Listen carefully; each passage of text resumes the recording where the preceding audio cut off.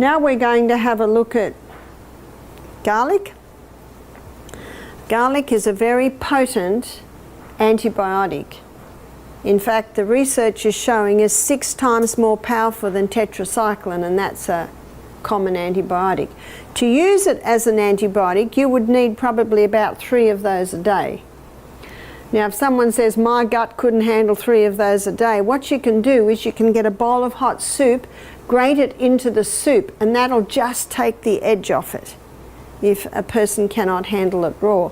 Or something delicious to put into your baked potato is to grate this straight into, say on this very fine, on the fine grater, grate it straight into olive oil and then spoon that mix into your baked potato. Very, very nice.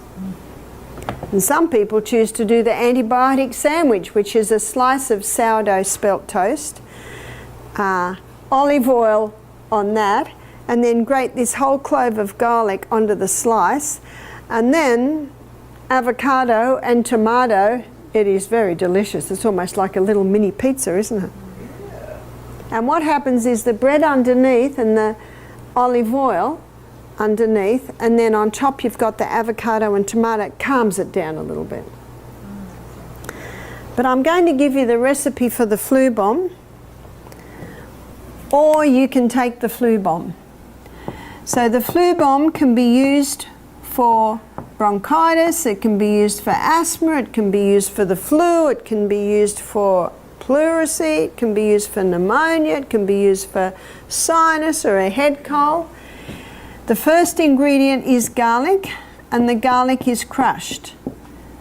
I'm not putting an amount on there because some people can handle that much garlic, some people can only handle half that garlic, so it depends what you can handle. The next ingredient is ginger, and the ginger is usually, well, it can be finely grated, and usually the ginger is about 1/4 teaspoon.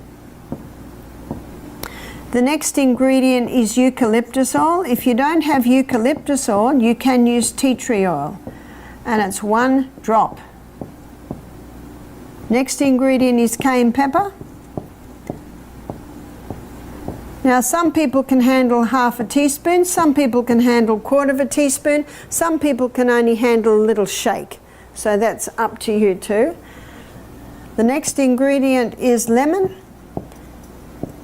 If the lemons are on the tree, I say use the juice of a lemon. If they're $1 a lemon, maybe you use half a lemon. But basically lemon juice you're using. And the last ingredient is honey, and usually it's approximately 1 teaspoon. Even if you put in 4 teaspoons, it does not really mask the other ingredients. And then you mix that in about 1/3 cup of hot water. Now, if someone has a flu or a cold or a sinus, it's usually taking one of those 3 times a day. So that's the flu bomb. Usually by the 3rd day, you don't need it anymore. That's quick, isn't it? It's quite potent, but it works. What about a baby? You can't give that to a baby. And as you saw in my lecture last night, you also can't give a baby food. So what can you do? You can finely slice garlic and you can wrap it on the bottom of the baby's foot. Now this is a very large piece of garlic. So maybe with a piece of garlic that big, you only need 1. And what I would do to my babies, I'd get a little piece of cloth like this, and I would put the garlic on the cloth and then wrap the cloth over it and then bind that to the bottom of their feet and then put their little sock or little shoe or bootie on that. If you put a layer of cloth between the baby's skin and the garlic, it will not blister. But if you don't, you will form a big blister on the bottom of the baby's foot, and the problem then is you can't put any more garlic on till the blister heals. One lady heard about garlic on the bottom of the foot and she grated it up, Put it on the baby's foot. Oh, she said, yes, I have a great big blister on the baby's foot now. But if you slice it like that, little by little, the garlic eases in through the pores on the bottom of the feet. And the garlic knows where to go. It'll go to the chest, or it'll go to the sinus areas, and it can bring relief. It can even help to break up congestion in the chest. So my son James, when he was a little boy, he used to get a lot of chest colds, and I would put this on the bottom of his feet. He was about 2 and 3, and I'd put a sock on and I'd shoe on and I'd send him off to play, and every step he's taking, what's happening? The garlic's going into his body. You can smell the garlic on their breath within a few minutes. At the end of the day, when I'd take James' shoes and socks off and I'd undo the bandage, the garlic looked like a bit of dried out piece of yellow leather. No juice left. It's all gone in to James.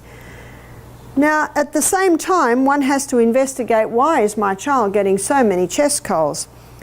Well, we backed onto a swamp, and when James was 4, we moved to a mountaintop, and James no more had chest problems.